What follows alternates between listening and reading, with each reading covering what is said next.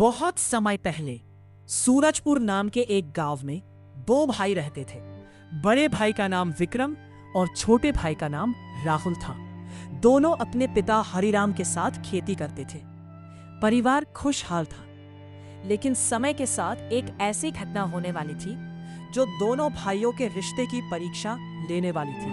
बेटों, जीवन में धन, जमीन और मकान से भी बड़ी एक चीज होती है, और वह है परिवार का प्रेम। मैं चाहता हूं कि मेरे बाद भी तुम दोनों हमेशा एक दूसरे का साथ देना, चाहे कितनी भी कठिन परिस्थिति क्यों ना आ जाए। कभी अलग मत होना। पिताजी, आप चिंता मत कीजिए। राहुल मेरा छोटा भाई ही नहीं, बल्कि मेरा सबसे अच्छा साथी भी है। मैं हमेशा इसका साथ दूंगा। और मैं भी भैया का सम्मान हमेशा करूंगा। हम दोनों मिलकर आपकी हर सीख को जीवन में अपनाएंगे। याद रखना, जब परिवार एक रहता है तो मुश्किलें भी हार मान लेती हैं, लेकिन जब अपने ही अलग हो जाते हैं तो छोटी समस्या भी पहाड़ बन जाती है। दोनों भाइयों ने अपने पिता को वचन दिया, लेकिन कुछ महीनों बाद हरिराम इस दुनिया को छोड़कर चले गए। उनके जाने के बाद दोनों भाइयों पर पूरे घर और खेत की जिम्मेदारी आ गई। शुरुआत में सब कुछ ठीक चल रहा था। दोनों भाई मिलकर खेती करते थे, लेकिन धीरे धीरे उनके विचारों में अंतर आने लगा। राहुल, इस बार पूर्व वाले खेत में गेहूं बो देंगे। वहां की मिट्टी गेहूं के लिए अच्छी है। भैया, मेरी राय में इस बार वहां चना बोना चाहिए। पिछले साल भी हमने गेहूं बोया था। फसल बदलने से जमीन की उर्वरता बनी रहेगी। तुम अभी छोटे हो, खेती का अनुभव मुझसे ज्यादा नहीं है। मेरी बात मानो।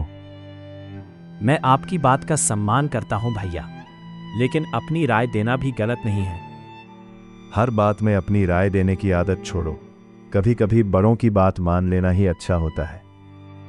राहुल चुप हो गया, लेकिन उसके मन में दुख बैठ गया। समय के साथ ऐसे छोटे छोटे मतभेद बढ़ने लगे। हर काम में तुम्हें मेरी बात काटनी होती है। भैया, मैं आपकी बात नहीं काटता। मैं सिर्फ बेहतर रास्ता सुझाने की कोशिश करता हूं। मुझे सलाह की जरूरत नहीं है। अब दोनों भाइयों के बीच दूरी बढ़ने लगी। एक दिन विवाद इतना बढ़ गया कि दोनों भाइयों के रिश्ते में दरार पड़ गई।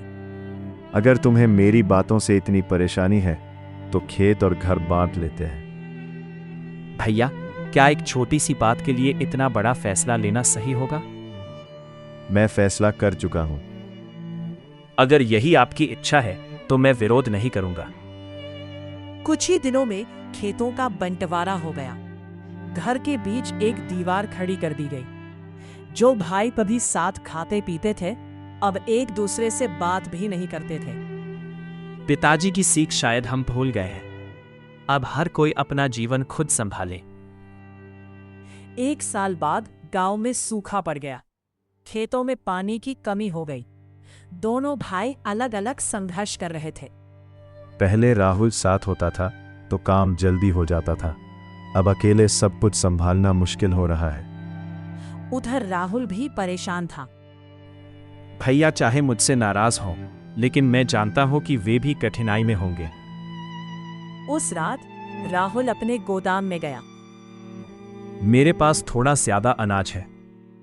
भैया कभी मदद नहीं मांगेंगे, लेकिन मैं उनका छोटा भाई हूं। उनका साथ देना मेरा कर्तव्य है। राहुल चुपचाप कुछ बोरे विक्रम के गोदाम में रखाया।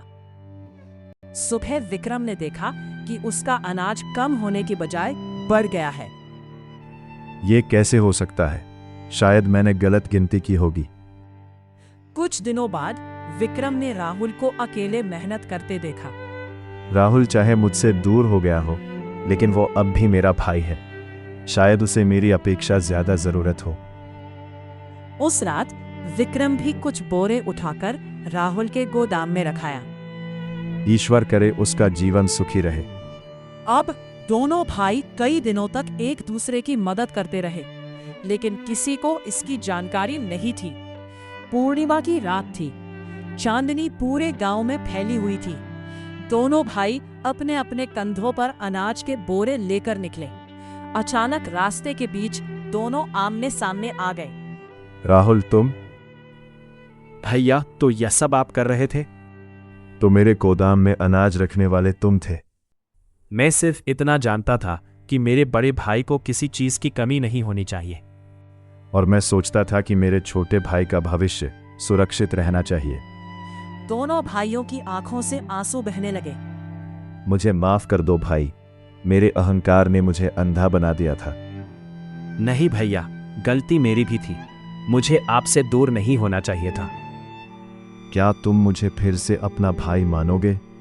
भैया, भाई का रिश्ता कभी टूटता नहीं। वो सिर्फ कुछ समय के लिए दूर हो सकता है। दोनों भाई एक दूसरे के गले लग गए। अगले दिन पूरे गांव ने एक अद्भुत दृश्य देखा। आज से इस घर की दीवार तोड़ दी जाएगी और खेत भी फिर से एक होंगे। तुम दोनों ने बहुत अच्छा फैसला लिया है। हमें समझ आ गया है कि जमीन का बंटवारा किया जा सकता है, लेकिन दिलों का नहीं। परिवार की असली ताकत प्रेम और एकता में होती है। दोनों भाइयों ने मिलकर फिर से खेती शुरू की। उनकी मेहनत रंग लाई और उनकी फसल पूरे गांव में सबसे अच्छी होने लगी। राहुल, याद है वो रात जब हम अनाज के बोरे लेकर मिले थे? हाँ भैया, वही रात हमारे जीवन का सबसे बड़ा मोड़ थी। अगर उस दिन हम नहीं मिले होते तो शायद आज हमारा परिवार बिखर चुका होता। ईश्वर ने हमें सही समय पर सही रास्ता दिखाया था। अब मुझे समझ आ गया है कि धन से बड़ा खजाना परिवार होता है और भाई से बड़ा मित्र कोई नहीं होता। डूबते सूरज की रोशनी में दोनों भाई अपने हरे भरे खेतों को देख रहे थे। उनके चेहरों पर संतोष था। उन्होंने जीवन से एक अनमोल सीख पाई थी।